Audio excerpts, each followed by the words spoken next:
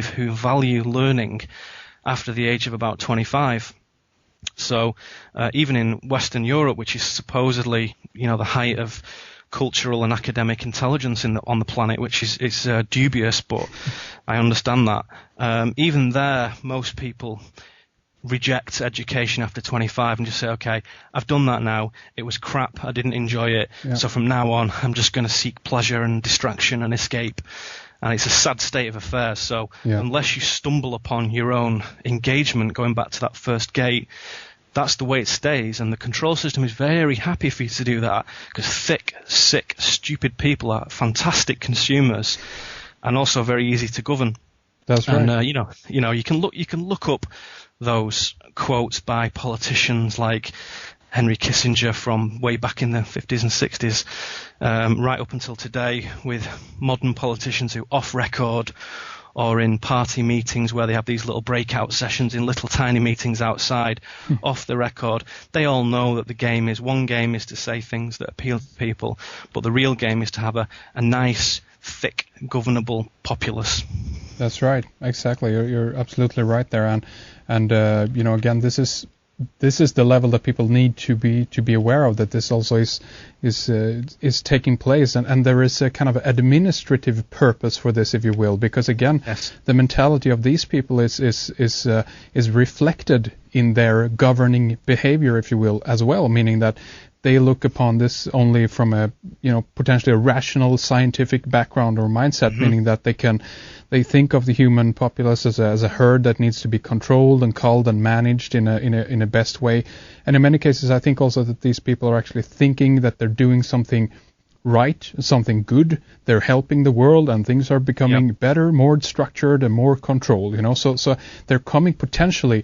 Not everyone, of course. There's a hidden occult agenda behind that as well, of course. But let's focus on the first level here, and realize that fact that many people who are into it, politics, what have you, might come from a position where they feel that they're actually doing good. But the question is, are they really? Sure. Yeah, and that leads into this expansion stage, this expansion gate, where, as a message that continually occurs and resonates and emanates from my work is the idea of working on yourself, cleaning, detoxing yourself, meditating, evolving yourself. That is the core of the expansion stage. So the research, the interpretation, the study, the distillation of esoteric knowledge, all those things naturally filter toward you when you begin to expand your consciousness. By expansion, I mean literally a physical, a spiritual, a metaphysical expansion, which I'll come to in a bit. But, consciousness creates reality. The linear mind off psychic mind arises, and that is the formula that indicates a lot of the progress on this path. So it becomes evident quite quickly when you study consciousness, especially through the lens of quantum theory, that at root consciousness is a non-local process, and it does not reside in your brain. It's not a little thing sat in your head. It's not in any danger of destruction. It's not going to be rubbed out by anything that anyone does to you.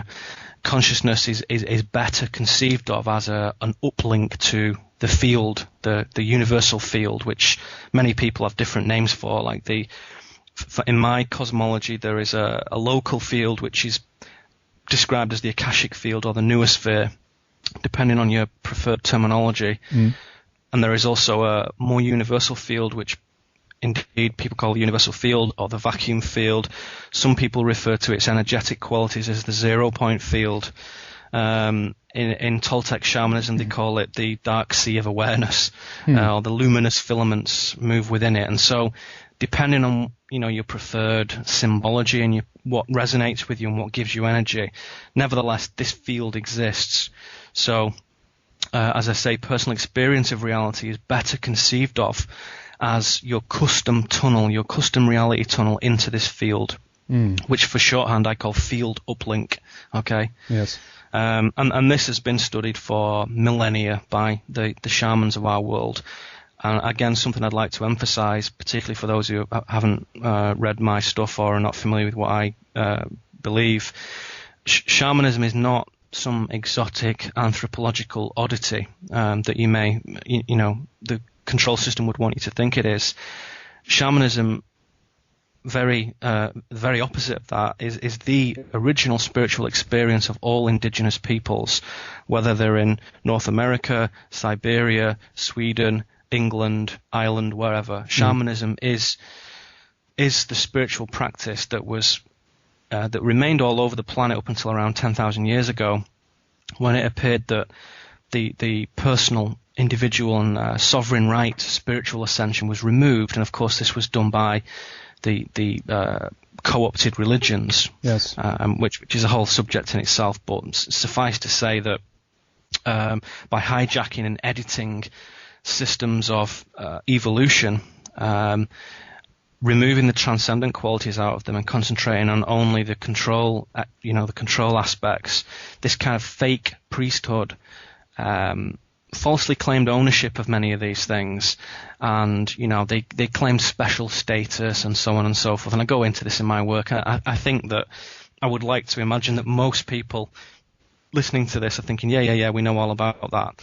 And I think it's pretty much well established, well documented fact now that religion is a control system. Yes. If you study the religion and go back far enough, you find that there's incredible knowledge in there that they've nicked from somewhere else. And as you follow that trail back, it leads further and further and further to much purer sources, where some of that knowledge and some of that gnosis was shared liberally and freely and transparently with all the people. So it's not that the information is bad, it's how it's edited and controlled and kind of snipped off and so on. Yes. So it's important to make that distinction. But shamanism obviously still exists, and most people associate it with either Native American shamanism or Peruvian, Amazonian shamanism.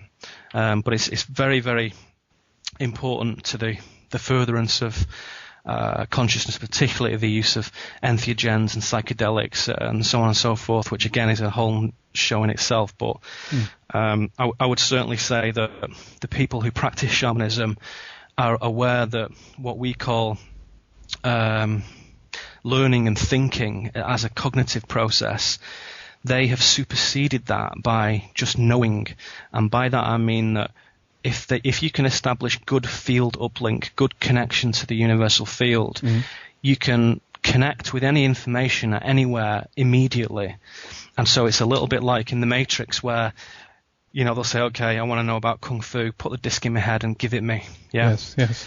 Or Trinity says, I need to fly that helicopter. I don't know how to do it. Give me the disc.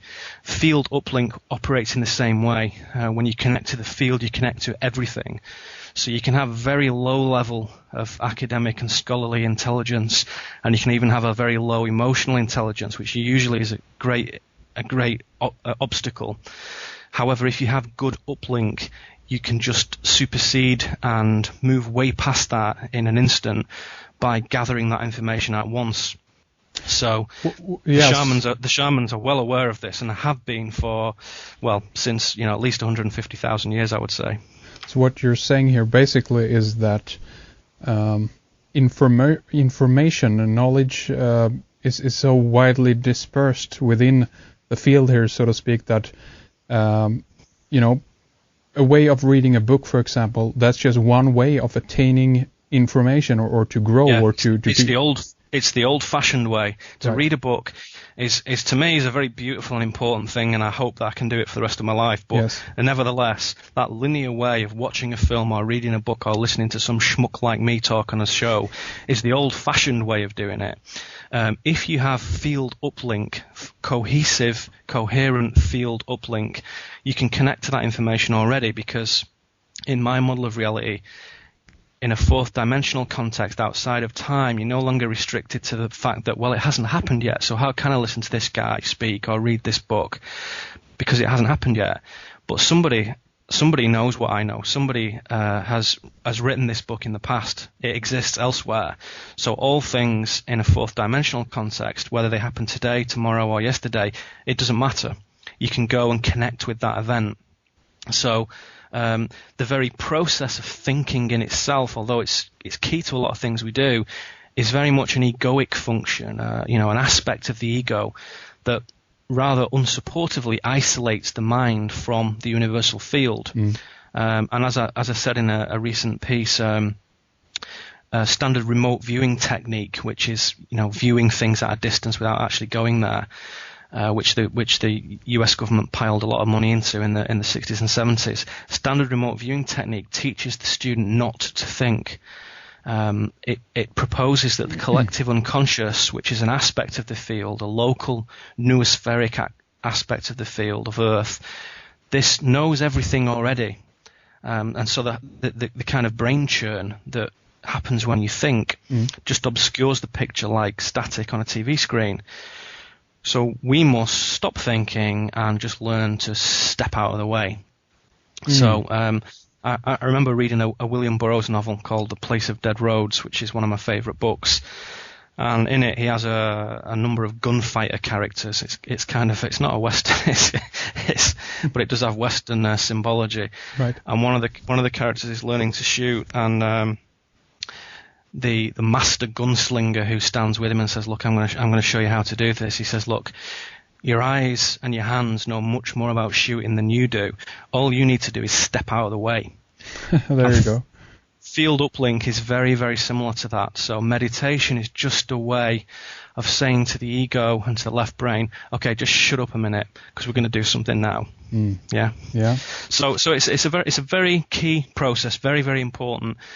Shamanism will bring all this information to you, particularly modern studies of shamanism. If you go back to the old studies of the 50s and 60s, with one or two exceptions, they're very, very unsupportive, very unhelpful, and patronizing to the natives, as they call them. Modern interpretations and modern studies are much more open-minded, and I can perhaps send you one or two links to that. But definitely. But shamanism, the study of entheogenic sacred plants, meditation, all bring the understanding and control of the process of thinking itself, and they smooth it out and can cease and stop it altogether. So in Castanedan version of Toltec shamanism, Don Juan teaches Castaneda to stop the world, in inverted commas, as a means of saying to the ego, as I say, just shut up a minute because we're going to see into the field here. So there has to be agreement with the ego. So playing a musical instrument begins to instruct a dialogue, begins to initiate a dialogue with left and right brain to say, okay, we're going to speak to each other for a change. We're not just going to fire things over the wall. We're actually going to have dialogue here. Yes. And once that happens, left and right brain are much more able to establish field uplink when they work together. Very good. That's a very good point, I feel, again, because this is about the unison of those two sides, because again, this is not about shutting out or shutting off either one of them, and to make ourselves whole again, make that completeness. Then I feel it's much more. I mean, we can even look at it from the perspective of basic mind control, if you will, because again, that has to do with the kind of the schizophrenia that they're playing on, that idea that people are shattered and broken up, compartmentalized, exactly, all the time, and so a consequence to work against that, so to speak, or to get a better picture, a better perspective on and also a better understanding is to be complete again, to join the both sides again. And I think that the idea of playing music instruments is a very interesting idea as well, because there you're both being kind of analytical in a way, because you need to be focused on what you're doing with your instrument, with your hands and what have you, but you also need to work with your creativity and your inspiration in a different way. So it's like a dance. That's right. Yeah, that's right. And when you have a good musical teacher, I play guitar, and I was lucky enough to have an excellent jazz teacher. I'm not into jazz. I'm more into kind of metal personally, heavy metal and death and stuff, but we won't go into that. Right. I don't want to compromise my integrity by telling you my favourite bands. Anyway, never mind. My guitar teacher, he would say, okay, play these scales, and this is Mixolydian, this is Phrygian, this is Aeolian, these modal patterns, these are the chords, these minor, and he would technically teach everything, and I went away and thought, oh, this is cool, and I've gradually built up speed and fluency and